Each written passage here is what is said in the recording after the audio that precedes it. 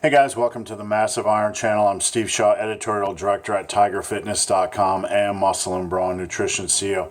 Got a question on improving your bench press, how to best improve your bench press over a 6-month period.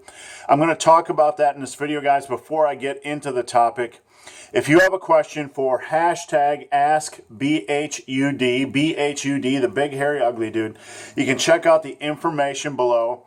You can post your question on Twitter, on Instagram, hashtag it with AskBHUD, the big hairy ugly dude, or head over to my Facebook fan page and I will try to answer as many of these questions as I can in a video. This one is from my Facebook fan page and it is from Joseph Chavez. Joseph says, "Big hairy ugly dude, I made a bet with my buddy at work that I could bench more than him after 6 months. It's month 3 and I'm hitting a wall. Don't have much time to work out. What's the most efficient way to bring up that bench in the remaining time? The wager was shave all facial hair and work out in a dazzling pink shirt all day." What is this?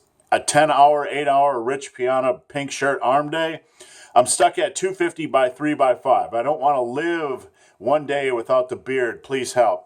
Well, I understand that you don't want to live without the beard. That would be awful. And to be beardless and wearing a pink shirt, that would be even more awful-er. All right, so here's the tips I got for you. Number 1, you need to understand you already have a good bench. So you're going to need to go into full attack mode. Your bench is probably 300 or over. So I have 4 suggestions, and if you follow these suggestions, they are going to help. Are they miracles? No, but they will help.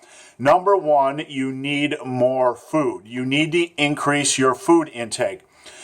As a experienced lifter, as someone who has benched is at a body weight up to 346 pounds, and as low as 160 pounds when I was benching in college, I can tell you with my 30 years of experience that the more food you eat, the better your bench press numbers are going to move. When I am in a cut, when I'm in a calorie deficit, my bench presses hit more than anything else, more than squats and deadlift. When I am eating, when I'm eating more, my bench press responds better than any other movement, any of the big 3 movements. So, number 1, eat more food. Increase your food intake. I'm not telling you to get fat. I'm not telling you to become a blubbertron, but you need to up your calories by about 500 to 750 per day in hopes to win this bet. Number 2, you want to increase the volume. A lot of guys will go into the gym and they'll do like a 3x3 or a 4x3 or Wendlers or whatever they're doing, and they don't really have enough volume. You want to really hit the bench press with a quality amount of volume. Don't worry so much about your assistance exercises on chest. If you're doing a lot of chest work, you want to hammer it with pressing volume. Bench press volume, maybe alternating dumbbell bench press volume, close grip volume. You want to hit the bench press with volume. Heavy work will be nice. Maybe the last month leading up to the challenge, you might want to peak with heavy work, but for the next couple of months, you really want to hammer your bench with volume. There are many programs I have out there. I have programs that I made at muscleandstrength.com. They took my name off of them. You could just search bench press, Steve Shaw. There's programs I have at Tiger Fitness, a 10x3. You could do something like a 5x10. You could do a 5x8. It really doesn't matter. Just focus on volume and have a reasonable progression approach. So increase your volume. The third piece of advice I have for you is more triceps. More triceps. Set aside all the pussy tricep work, the kickbacks and all the bullshit. Your primary tricep work during this period of time has to be close grip bench press and lying tricep extensions. Now, close grip bench press isn't like this. It isn't wrists together. It is just a little more narrow than your regular bench press. This will work your lockouts. This will work your tricep strength a little bit more. Now, with lying tricep extensions, this is not skull crushers. This is bodybuilder, what they believe is perfect form. You're not doing this with lying tricep extensions. The function of the long head of the triceps, there are two functions to the long head of the triceps: rotation and extension. Rotation and extension. That's physiology 101. Sorry to break it to you bodybuilders. But my point is, when you're doing tricep extensions, bring it down here, stretch, rotate, and extend. Rotate and extend. That's how you want to do lying tricep extensions, and that's why I don't call them skull crushers. So, you need more triceps work, heavy triceps work.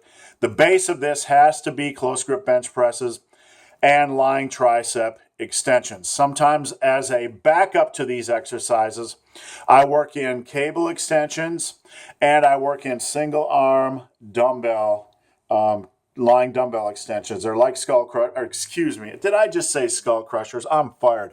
They're like lying tricep extensions, except you're doing them with two dumbbells at the same time. So I like those as a backup as well. The last piece of advice I want to give you is more frequency. Don't just bench once a week. You want to increase that frequency to every 4, 5, or 6 days, whatever your body can handle. You're going to have to adjust the volume so you aren't going into your workout super sore. But remember, the point here is to increase your bench press, not to beat your body up with bodybuilding accessory volume. So what I mean is you need to hit your bench press with a proper amount of volume. You need to hit your triceps wisely with a proper amount of volume. But after that volume is done, you don't want to do 200 sets for triceps. You don't want to do 200 sets for chest. 8 billion sets of cable crossovers and flies and machine presses and all that other nonsense. That stuff has its place in a bodybuilding or power building routine. But for you, for the next couple months, we are focusing on building up your bench press. So your bench volume, your triceps volume, progression is integral on both of these. That's your focus. You work in assistance work as needed, but you want to make sure that you're not so super sore that you can bench again in 4, 5, or even 6 days. So increase the frequency. So just to recap, if you came to the Big Hairy Ugly Dude and say, hey, Big Hairy Ugly Dude, I want to increase my bench press as much as possible during the next 3 months so I don't have to wear a pink shirt and shave my beard, here's what I would say. Number 1, more food. Number 2, more volume. Number 3, more triceps. And number 4, more frequency. Have the food intake as the cornerstone, and back it with volume and heavy-ass tricep work. So guys, hope this video has been of some help. If you have any questions or comments, drop them below. If you've made it this far in this video and have yet to subscribe to my channel, please do. I'd appreciate the support. So guys, as always, thanks for watching. Have a great day.